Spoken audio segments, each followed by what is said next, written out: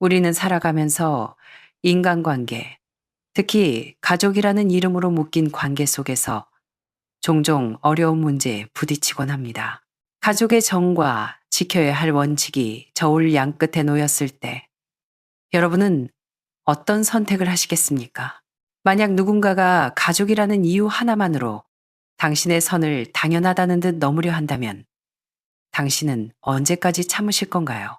오늘 들려드릴 이야기는 식당을 운영하는 한 어머니의 사연입니다. 사돈 어르신의 칠순 잔치를 위해 30테이블이나 되는 성대한 연회를 예약해놓고 사위는 계약금의 10분의 1도 안 되는 푼돈만 달랑 보낸 뒤 연락을 끊어버렸습니다. 독촉 전화도 모두 무시한 채 말이죠.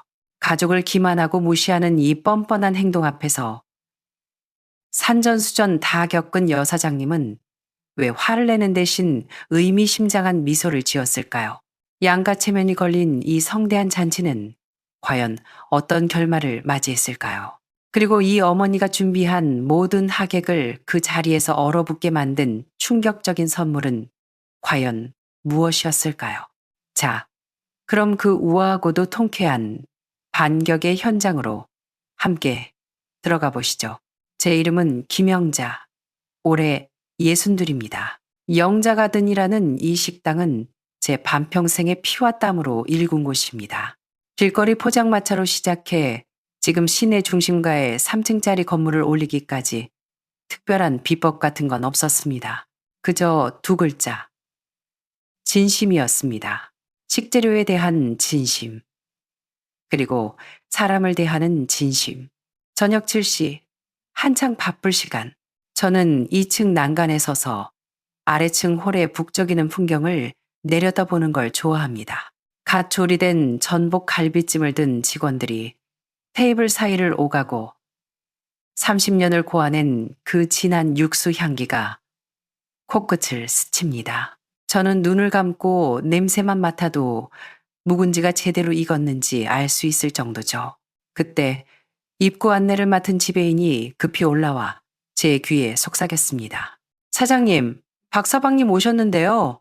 저는 고개를 끄덕이고 계단 쪽으로 향했습니다. 제 사위 박민석이 얼굴 가득 웃음을 띠고 서 있었습니다. 장모님, 그가 부르는 소리는 유난히 크고 친근했습니다. 가게가 날이 갈수록 더 잘 되네요. 제가 친구들한테도 그랬습니다. 진짜 제대로 된 한정식 먹으려면 우리 장모님 가게로 가야 한다고요. 저는 가볍게 웃으며 물었습니다. 오늘은 웬일인가? 지혜는 같이 안 왔고? 지혜는 야근 중이에요. 제가 먼저 상의 드릴 게 있어서 왔습니다. 그는 제 팔을 부축하며 자연스럽게 사무실 쪽으로 이끌었습니다. 다음 달에 저희 아버지 칠순이잖아요. 장모님 가게에서 성대하게 치러서 장모님 매출도 올려드리고 저희 집안 체면도 좀 세워보려고요. 차를 한 잔 따라주며 제가 물었습니다. 사돈어른 칠순이면 제대로 해야지. 몇 테이블이나 생각하고 있나? 30테이블이요. 인라인인 만나인. 그의 목소리에는 자신감이 넘쳤습니다. 그리고 장모님, 메뉴는 제가 사양 안 하고 제일 비싼 걸로 하겠습니다. 메뉴판에 있는 그 용궁 수라상 있잖아요. 한 상에 100만 원짜리, 자연산 도미에 전복, 랍스터까지 싹 다 포함된 걸로요. 아버지 친구분들이 다들 한가락 하시는 분들이라 없어 보이면 안 되거든요. 저는 머릿속으로 빠르게 계산기를 두드렸습니다. 30테이블에 한 상당 100만 원, 총 300만 원짜리 대형 연회였습니다. 제가 그를 쳐다보자 그는 잔치가 얼마나 화려할지, 얼마나 폼이 날지 신이 나서 떠들고 있었습니다. 그의 말이 끝날 때쯤 저는 차분하게 입을 열었습니다. 박서방, 잔치 준비는 문제 없네. 다만 자네가 고른 메뉴는 최상급 활어와 해산물이라 거래처에 미리 주문을 넣어야 해. 그것도 전부 현금 결제로 말이야. 우리 가게 원칙대로 이렇게 큰 주문은 계약금으로 30%를 먼저 입금해줘야 하네. 저는 일부러 또박또박 말했습니다. 30%면 900만 원이네. 박민석의 얼굴에 찰나의 순간 당황한 기색이 스쳤지만 이내 더 환한 미소로 덮어버리더군요. 아이고 장모님, 저랑 그런 계산까지 따지십니까? 원칙 알죠? 알고요. 그는 자리에서 일어나 양복 매무새를 다듬었습니다. 돈 문제는 걱정 마세요. 제가 알아서 합니다. 지금 회사 회식이 있어서 가봐야 하는데 들어가자마자 바로 계약금 쏘겠습니다. 제가 설마 장모님 돈을 떼먹겠습니까? 하하. 그는 뻔지르란 말을 몇 마디 더 남기고 바람처럼 사라졌습니다. 저는 그가 입도 대지 않은 찻잔을 바라보며 제 차를 한 모금 마셨습니다. 좋은 차였지만 어딘가 모르게 씁쓸한 뒷맛이 남았습니다. 그날 밤 마감 시간인 11시까지 일하고 사무실로 돌아와 습관처럼 휴대전화 뱅킹 앱을 확인했습니다. 입금 알림은 없었습니다. 회식이 늦게 끝나서 잊어버렸나 보다 생각했습니다. 다음 날 하루 종일 기다렸습니다. 점심 피크타임이 지나고 저녁 장사가 끝날 때까지 수십 번 전화기를 확인했지만 스팸 문자 몇 개를 제외하고 통장 내역은 조용했습니다. 딸 지혜에게서 전화가 왔습니다.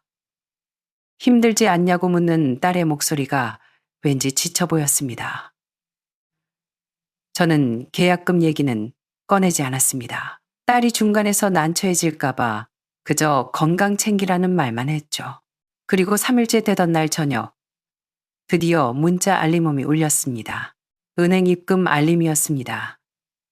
이틀 동안 묵직했던 체증이 내려가는가 싶어 얼른 메시지를 확인했습니다. 입금. 박민성님, 이 500여원. 그리고 그 금액 아래 그가 남긴 메모가 적혀 있었습니다. 장모님, 일단 성의 표시 먼저 보냅니다. 250만 원. 저는 그 숫자를 멍하니 바라봤습니다. 사무실의 밝은 형광등 불빛이 순식간에 차갑게 식어버리는 기분이었습니다. 300만 원짜리 최고급 연회를 예약해놓고 고작 250만 원 성의 표시로 퉁치려는 심산이었습니다.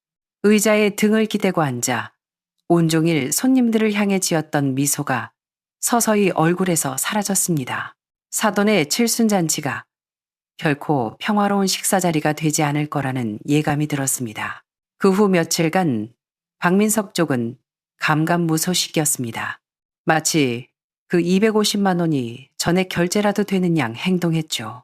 예약 장부에 적힌 박민성님 30테이블 용궁 수라상이라는 글자가 저를 비웃는 것 같았습니다. 저는 움직이지 않았습니다. 주방장에게는 평소대로 재료 준비만 하라고 지시했고 랍스터나 자연산, 도미 같은 고가의 선결제 식재료는 주문조차 넣지 않았습니다. 장사는 신용이지 정으로 하는 게 아니니까요. 잔치가 2주 앞으로 다가왔을 때 제가 먼저 전화를 걸었습니다. 한참 뒤에야 연결이 되더군요. 장모님, 박서방, 바쁜가? 최대한 평온한 목소리로 물었습니다. 다름이 아니라 자네가 예약한 용궁 수라상에 들어가는 수입 식재료들 때문에 선금을 완납해야 해서 말이야. 나머지 계약금은 아이고 장모님. 알아요. 안다니까요. 그는 제 말을 툭 자르더군요. 제가 요새 정신이 없어서 깜빡했네요. 걱정 마세요. 오늘 퇴근 전까지 무조건 보낼게요. 호언장담하는 목소리였습니다. 알겠네. 기다리겠네. 창각박내래. 하지만 그날 오후 내내 그리고 가게 문을 닫을 때까지 제 통장에는 1원도 들어오지 않았습니다. 다음 날 꼭 참고 문자를 보냈습니다. 박서방, 거래처에서 독촉하네. 입금 안 되면 메뉴가 바뀔 수도 있어. 이번에는 답장이 빨랐습니다. 딱 2글자, 확인요. 그러고는 또다시 침묵. 2번이나 무시를 당하고 나니 확신이 섰습니다. 이건 바빠서 잊은 게 아니라 고의적인 간복이었습니다. 3번째로는 거래처에서 받은 견적서 사진을 캡처해서 보냈습니다. 거기엔 식재료 가격과 입금 기한이 빨간 글씨로 적혀 있었죠. 박서방, 이게 마지막 기한이네. 오늘까지 입금 안 되면 주문 취소로 알겠네. 문자는 읽음 표시가 떴지만 답장은 없었습니다. 평생 장사하며 별의별 진상 손님을 다 겪어봤지만 사위라는 사람이 이렇게 뻔뻔하게 무시로 일관하는 건 처음이었습니다. 저는 전략을 바꿔 딸에게 넌지시 물어보기로 했습니다. 혹시 정말로 경제적인 어려움이 있는 건 아닌지 싶어서요. 그렇다면 제가 도와줄 수도 있으니까요. 지혜에게 전화를 걸었습니다. 지혜야, 회사 일은 할 만하니? 수화기 너머로 들려오는 딸의 목소리는 힘이 하나도 없었습니다. 그냥 그래, 엄마. 프로젝트 때문에 맨날 야근이라. 건강 잘 챙겨라. 아, 맞다. 시아버님 칠순 잔치 얘기 들었지? 박서방이 아직 잔금을 다 안 치렀는데 내가 몇 번을 말해도 바쁘다며 미루네. 혹시 잊어버려서 큰일 그르칠까봐 그런다. 그러자 전화기 너머에서 긴 침묵이 흘렀습니다. 지혜야? 엄마, 목이만한 목소리가 들려왔습니다. 나 돈이 없어. 저는 깜짝 놀라 되물었습니다. 그게 무슨 소리니? 너 연봉도 적지 않잖아. 내가 결혼할 때 챙겨준 돈도 꽤 될 텐데 그게 다 어디 가고 돈이 없어? 지혜는 또다시 입을 다물었습니다. 가슴이 철렁 내려앉았습니다. 도대체 무슨 일이야? 엄마한테 똑바로 말해봐. 제 목소리가 저도 모르게 엄해졌습니다. 엄마, 지혜가 울먹이며 입을 열었습니다. 그 사람이 요즘 큰 투자를 한다면서 자금이 필요하다고 했어. 돈을 은행에 묵혀두면 썩는 거라고. 자기가 굴려서 불려주겠다고 해서. 우리 둘 월급이랑 내 결혼 자금까지 싹 다 그 사람이 관리해. 나한테는 한 달에 딱 생활비만 줘. 생활비를 얼마를 주는데? 60만 원. 60만 원. 이 물가 비싼 도시에서 교통비랑 점심값 빼면 남는 게 없는 돈입니다. 저번에 만났을 때 딸이 입고 있던 코트가 재작년 것 그대로였던 이유를 그제야 알았습니다. 알뜰해서가 아니라 돈이 없어서 못 샀던 겁니다. 손이 부들부들 떨렸습니다. 내 딸이 경제적으로도 인격적으로도 독립적인 줄 알았는데 결혼 생활 내내 남편에게 손 벌리며 비굴하게 살고 있었다니. 알았다. 치미는 화를 억누르며 말했습니다. 돈 문제는 신경 쓰지 마라. 내가 알아서 처리할게. 넌 몸조리나 잘해. 처음에는 단순히 상도덕 없는 사위가 장모 등쳐먹으려는 수작인 줄 알았습니다. 하지만 실상은 훨씬 더 심각했습니다.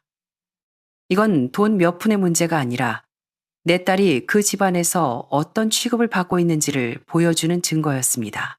박민석은 내 딸의 돈을 쥐락펴락하면서 동시에 장모인 저한테 와서 허세까지 부리려 했던 겁니다. 박민석, 네가 그렇게 계산이 빠르다고? 그래. 이번 잔치판에서 내가 장사란 게 뭔지, 거래란 게 뭔지 똑똑히 가르쳐주마. 딸의 사정을 안 뒤로 저는 박민석에게 더 이상 연락하지 않았습니다. 그는 아마 자신의 버티기 작전이 먹혔다고 생각했겠죠. 장모가 결국 알아서 준비해 줄 거라고 믿었을 겁니다. 가족단체 채팅방에 영자 가든 로고가 박힌 초대장을 올리며 의기양양해 하더군요. 사돈 어른들이 기대된다며 올리는 이모티콘을 보며 저는 차갑게 웃었습니다. 기대가 크면 클수록 그날의 서프라이즈는 더 충격적일 테니까요. 잔치 당일 오후 5시 영자 가든 입구에는 제가 직접 고른 새빨간 레드카펫이 깔렸고 화려한 축하 화환들이 로비까지 줄지어 섰습니다. 전광판에는 축! 박 회장님 칠순! 만수무강하세요라는 황금빛 문구가 번쩍였고 현악 사중주 연주팀까지 불러 입구에서 우아한 클래식을 연주하게 했습니다. 박민석이 상상했던 것보다 훨씬 더 화려하고 기세등등한 분위기였습니다. 6시가 조금 안 되어 박씨 집안 사람들이 도착했습니다. 박민석이 번쩍이는 개량 한복을 입은 아버지를 부축하며 내렸습니다. 장모님, 저를 보자마자 입이 귀에 걸리더군요. 와, 정말 신경 많이 쓰셨네요.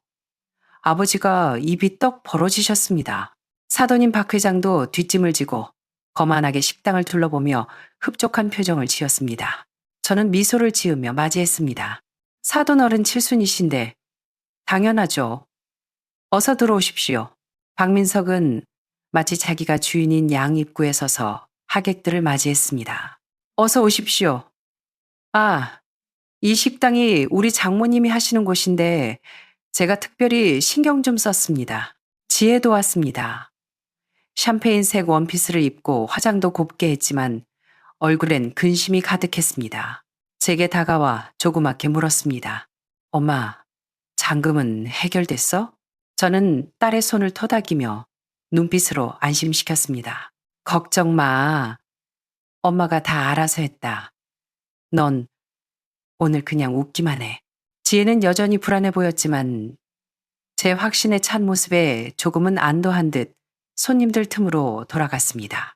화려한 조명 아래서 의기양양하게 떠드는 사위를 보며 속으로 중얼거렸습니다. 그래, 마음껏 즐겨라. 높이 올라갈수록 떨어질 때 더 아픈 법이니까. 저녁 7시, 정각. 30테이블이 꽉 찼습니다. 하객들의 건배 제의가 오가고 분위기가 무르익었습니다. 박 회장이 단상에 올라 감사의 인사를 전한 뒤 붉게 상기된 얼굴로 외쳤습니다. 자, 귀한 분들을 위해 최고급 요리를 준비했습니다. 맛있게 드십시오. 상을 드려라. 그의 말이 떨어지자마자 웅장한 음악과 함께 유니폼을 입은 직원들이 은색 덮개가 씌워진 접시를 들고 줄지어 나왔습니다. 박민석은 주 테이블에 앉아 아버지 친구들에게 으스댔습니다. 김 사장님, 오늘 이 포강 좀 하실 겁니다. 저희 장모님 솜씨가 보통이 아니거든요. 직원들이 각 테이블 앞에 섰습니다. 사회의 힘찬 목소리와 함께 직원들이 일제히 은색 덮개를 들어 올렸습니다. 순간 시간이 멈춘 듯 했습니다. 기대했던 화려한 랍스터 냉채나 모둠회는 없었습니다. 거대한 하얀 접시 한가운데 덩그러니 놓여있는 건 소금에 볶은 땅콩 한 줌이었습니다. 장내는 쥐 죽은 듯 조용해졌습니다. 사람들은 눈을 비비며 접시 위초라한 땅콩을 바라보았고 서로의 얼굴만 쳐다봤습니다. 박민석의 얼굴에서 웃음기가 싹 사라졌습니다. 건배를 하려던 박 회장의 손도 허공에서 멈췄습니다. 저는 멀찍이 서서 그 모든 광경을 지켜보았습니다. 놀라긴 아직 이르지. 곧이어 웅성거리는 소리가 터져 나왔습니다. 뭐야? 코스 요리가 왜 이래? 에피타이저가 땅콩? 이거 너무 심한 거 아니야? 박 회장의 얼굴이 흑빛으로 변해갔습니다. 박민석은 식은땀을 흘리며 지나가는 직원을 붙잡고 소리쳤습니다. 이게 뭐야? 용궁 수라상이라며. 요리는 어디 가고 땅콩을 내와? 제가 미리 교육시킨 베테랑 직원이 침착하게 대답했습니다. 박 선생님, 주문하신 대로입니다. 이게 첫 번째 요리입니다. 그때 두 번째 요리가 등장했습니다. 이번 접시에 담긴 건 작은 멸치볶음 한 접시였습니다. 땅콩까지는 술안주라 쳤다 해도 멸치볶음이 나오자 명백한 조롱의 의미가 읽혔습니다. 객석 곳곳에서 킥킥거리는 비웃음 소리가 들리기 시작했습니다. 박민석의 얼굴은 이제 불다 못해 검게 죽어갔습니다. 그는 체면이고 뭐고 다 집어치우고 저에게 성큼성큼 걸어왔습니다. 장모님, 도대체 무슨 짓입니까? 저는 여전히 온화한 미소를 잃지 않았습니다. 무슨 짓이라니? 난 지금 자네가 주문한 대로 아주 정성스럽게 잔치상을 차리는 중이라네. 아주 정성스럽게 말이야. 그가 기가 막힌다는 듯 소리쳤습니다. 땅콩에 멸치볶음이 정성입니까? 제가 예약한 건 랍스터랑 전복이라고요. 아, 랍스터랑 전복? 그건 너무 비싸잖아. 자네가 준 돈으로는 어림도 없지. 박민석이 말문이 막혀 뻐끔거리는 사이 대망의 세 번째 메인 요리가 등장했습니다. 직원들이 커다란 전골 냄비를 들고 왔습니다. 사람들은 이번엔 진짜겠지 하며 목을 길게 뺐습니다. 뚜껑이 열리자 김이 모락모락 나는 냄비 안에 가득 찬 것은 아무 고명도 없는 멀건 잔치국수였습니다. 장내는 아수라장이 되었습니다. 조소와 야유, 휴대전화로 사진을 찍는 찰칵 소리가 뒤섞였습니다. 이건 잔치가 아니라 공개 처형이나 다름없었습니다. 박씨 집안의 체면은 바닥에 떨어져 박살이 났습니다. 참다 못한 안사돈이 자리를 박차고 일어나 소리를 질렀습니다. 사돈, 이게 무슨 행패예요? 우리가 믿고 맡겼는데 사람을 이렇게 망신줘요? 당신 사기꾼 아니야? 박민석도 악을 썼습니다. 돈을 냈잖아요. 내가 돈을 냈는데. 그래, 돈을 냈지. 제가 차갑게 응수했습니다. 3력만 원짜리 상을 차려달라면서 고작 250만 원을 던져놓고 말이야. 제 목소리가 호란에 쩌렁쩌렁 울렸습니다. 뭐? 3력만 원짜리를 250만 원에? 와, 진짜 도둑놈 신보네. 하객들의 수군거림이 비수가 되어 박씨 가족들에게 꽂혔습니다. 박 회장은 너무 창피해서 고개도 들지 못하고 부들부들 떨기만 했습니다. 그때 딸 지혜가 울면서 제게 달려왔습니다. 엄마, 왜 이래? 도대체 왜 이러는 거야? 눈물 범벅이 된 딸을 보니 가슴이 아렸지만 저는 멈출 수 없었습니다. 지혜야, 이건 나중에 우리끼리 얘기하면 되잖아. 왜 하필 오늘이야? 시부모님도 계시고 남편 회사 사람들도 다 있는데 나보고 앞으로 어떻게 얼굴 들고 살라고. 딸의 절규가 가슴을 후벼 팠습니다. 기회를 잡았다는 듯 안사돈이 지혜를 낚아채 자기 등 뒤로 숨기며 소리쳤습니다. 들었어요? 당신 딸도 못 참겠답니다. 돈독이 올라도 유분수지. 딸 시집살이 꼬이게 하려고 작정한 여편네 같으니라고. 순간 저는 헛웃음이 나왔습니다. 여기서 물러서면 내 딸은 평생 저 사람들 밑에서 기 한 번 못 펴고 살게 뻔했습니다. 저는 사회자석에 있던 마이크를 잡았습니다. 퍽. 마이크를 두드리는 소리에 장내가 조용해졌습니다. 귀빈 여러분, 좋은 날 소란을 피워 죄송합니다. 정중히 사과한 뒤 표정을 싹 바꿨습니다. 박민석 군, 내가 돈 때문에 딸의 행복을 망친다고 했나? 좋아. 그럼 이 자리에서 계산을 확실히 해보지. 저는 직원에게 신호를 보냈습니다. 대형 스크린에 제 휴대전화 뱅킹 화면 캡처가 띄워졌습니다. 입금, 이 500여 원 보낸 분, 박민석. 이게 제가 받은 계약금의 전부입니다. 박민석 씨, 인정합니까? 박민석은 얼굴이 벌개진 채 억지로 고개를 끄덕였습니다. 좋습니다.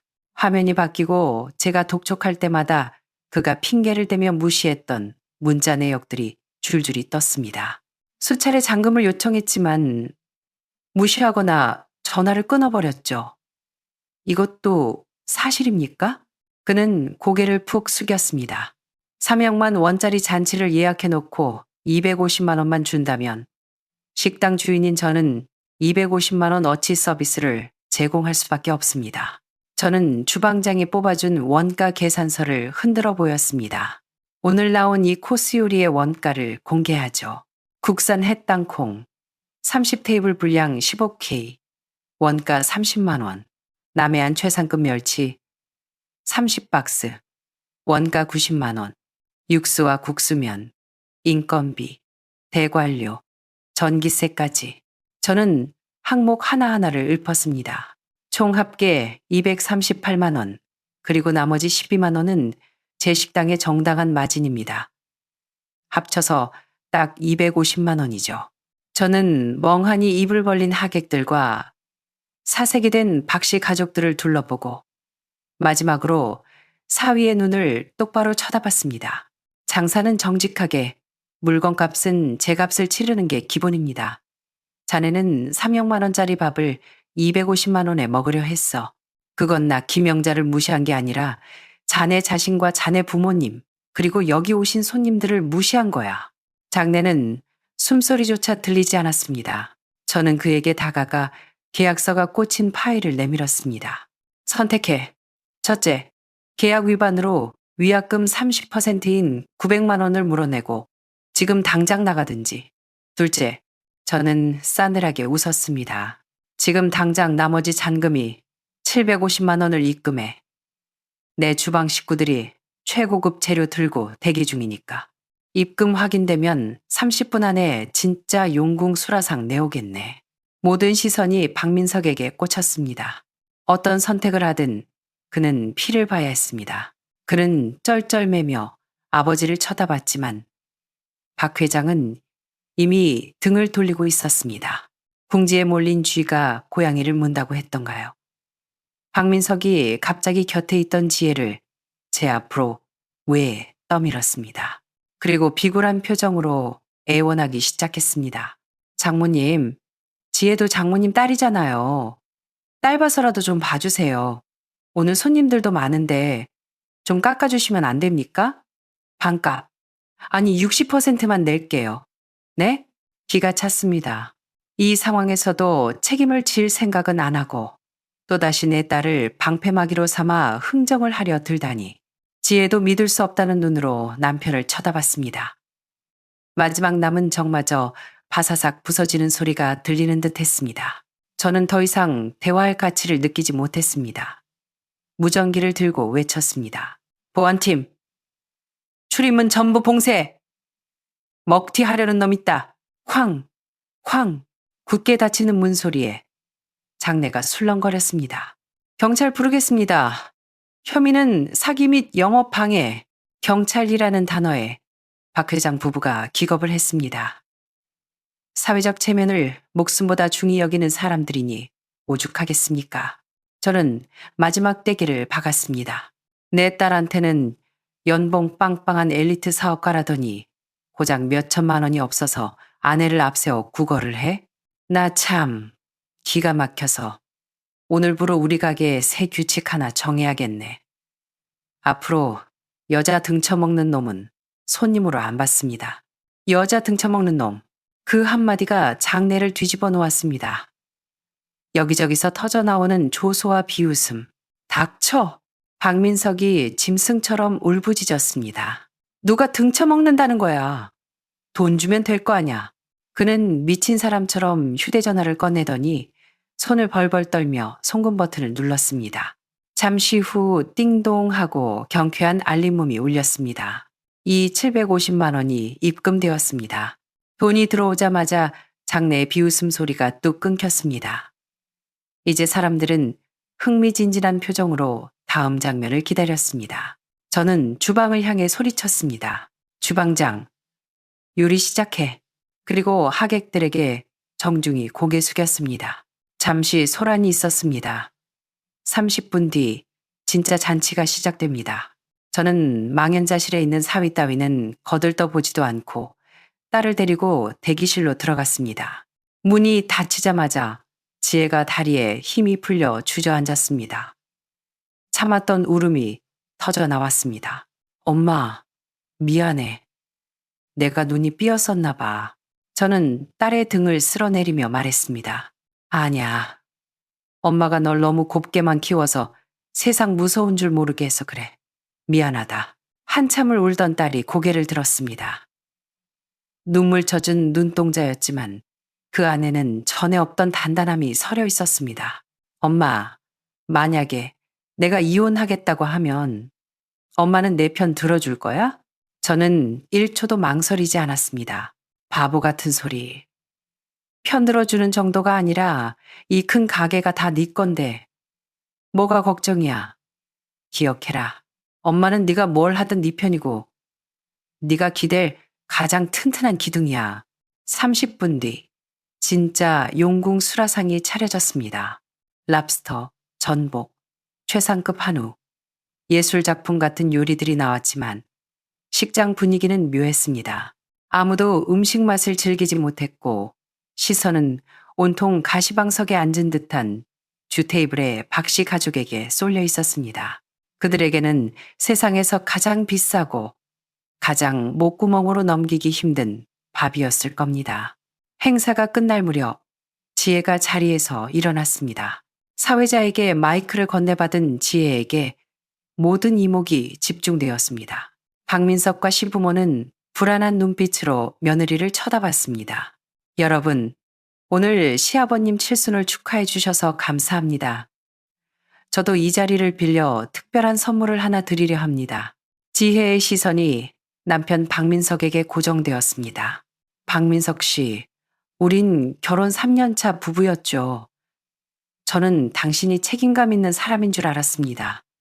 하지만 오늘 명확히 알게 됐네요.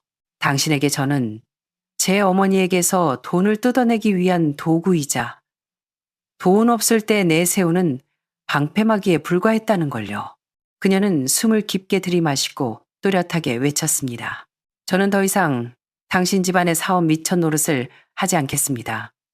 박민석 씨, 우리 이혼해요. 박민석이 용수철처럼 튀어올랐습니다. 순종적이던 아내의 낯선 모습에 경악했습니다. 지혜는 미련 없이 뒤돌아 제 옆에 섰습니다. 당당하게 고개를 들고 말이죠. 그날의 화려했던 칠순잔치는 그렇게 파격적인 이혼 선언으로 막을 내렸습니다. 박 씨 가족은 쏟아지는 수군거림 속에서 도망치듯 식당을 빠져나갔습니다. 다음 날, 저는 변호사를 통해 이혼 서류와 함께 박민석이 딸의 재산을 마음대로 유용한 증거들을 보냈습니다.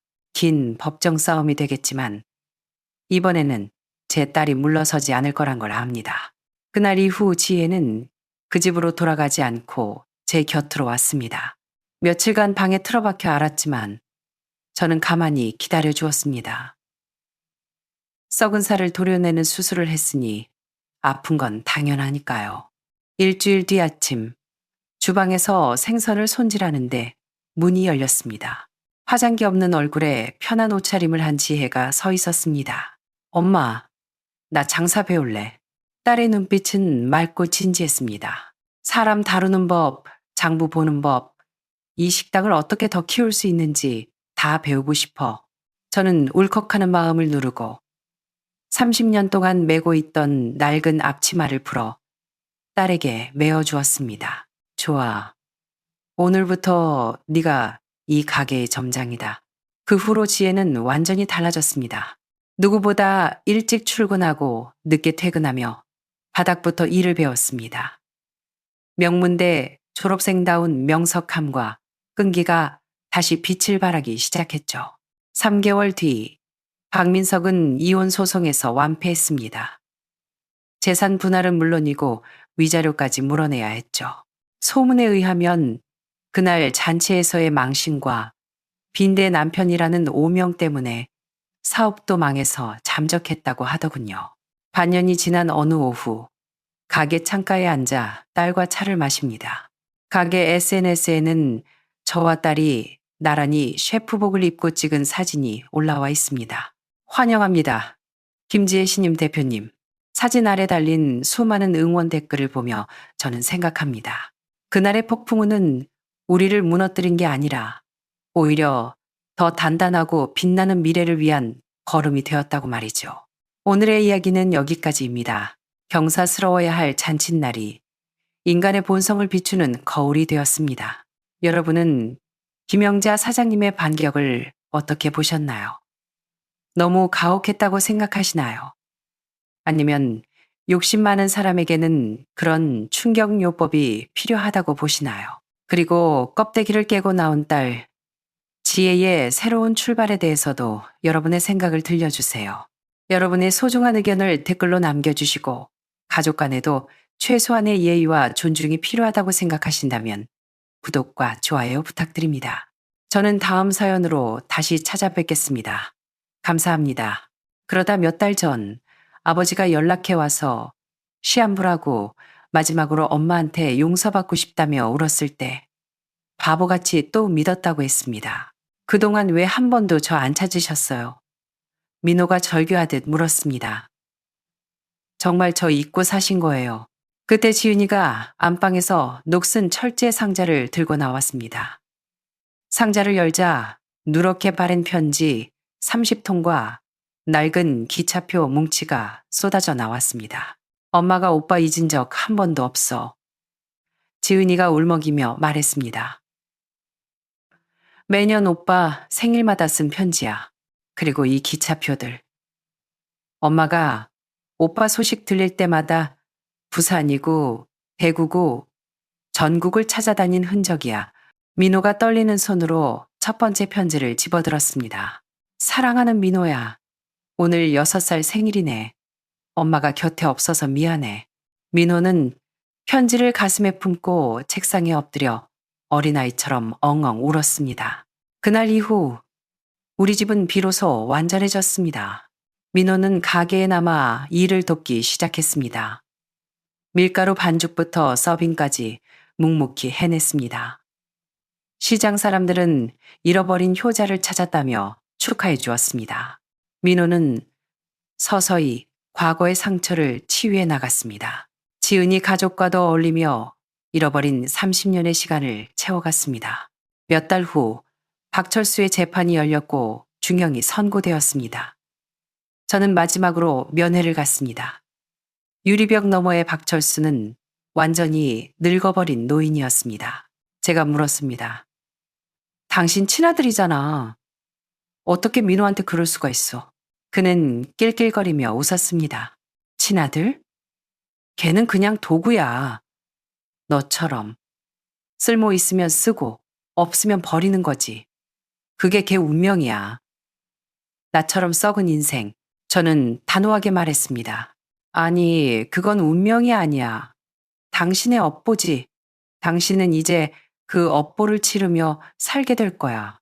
교도소를 나오는데 김미경이 기다리고 있었습니다. 그녀는 홀가분한 표정으로 제게 편지 한 통을 건넸습니다. 민호에게 전해달라고 했습니다. 나도 그 아이한테 죄가 많아요. 그때는 나도 미쳐서 이거 전해주고 난 이제 떠나요. 그녀는 깊이 고개를 숙이고 인파 속으로 사라졌습니다. 편지에는 민호에 대한 참회와 사과가 담겨 있었습니다.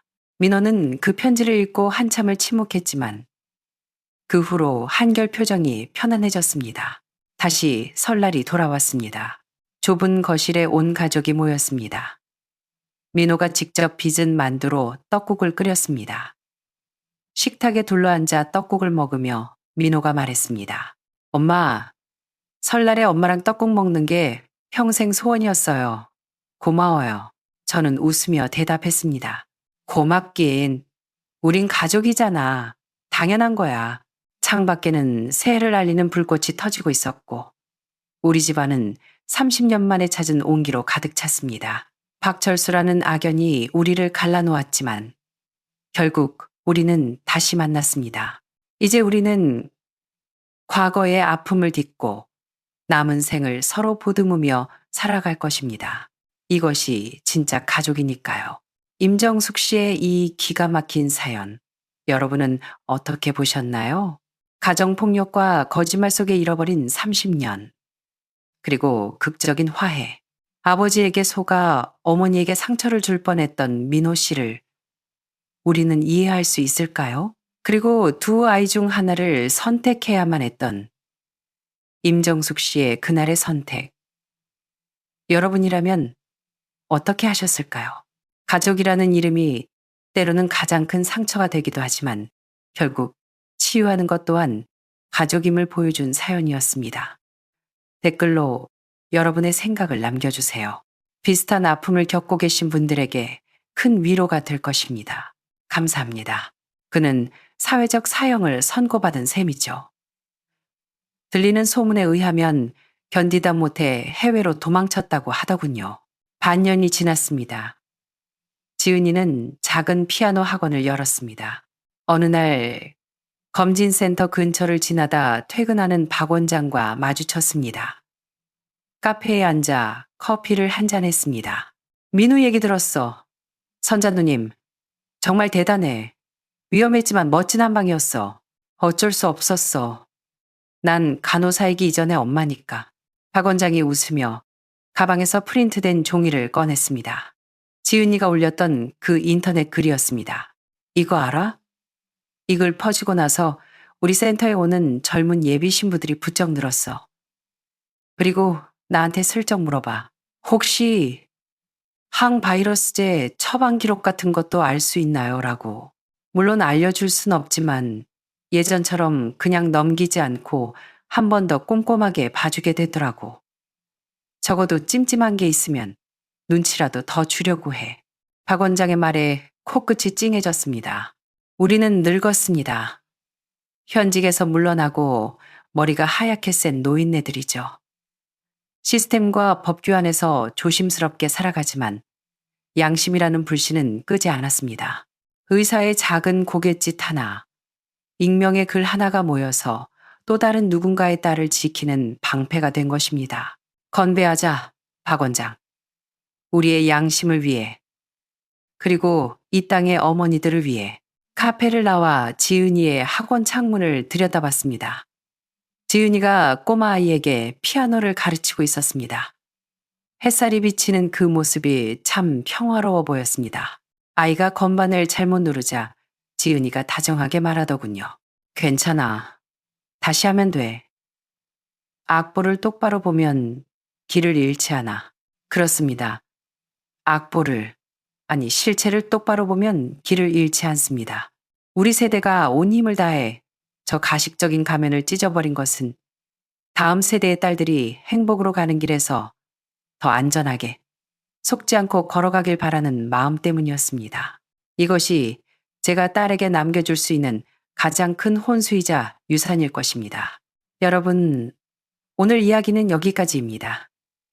사기 결혼의 늪에서 딸을 구해낸 어머니의 지혜와 용기, 어떻게 보셨나요? 법은 때로 피해자의 눈물을 닦아주기에 너무 느리거나 불완전합니다. 만약 여러분이 선자님이었다면 의사의 그 작은 암시를 믿고 끝까지 파헤쳤을까요? 아니면 설마 하고 넘겼을까요? 여러분의 소중한 의견을 댓글로 남겨주세요. 그리고 결혼을 앞둔 친구나 딸이 있다면 이 영상을 꼭 공유해주세요. 경각심을 갖는 것만으로도 큰 불행을 막을 수 있습니다. 구독과 좋아요는 큰 힘이 됩니다. 감사합니다.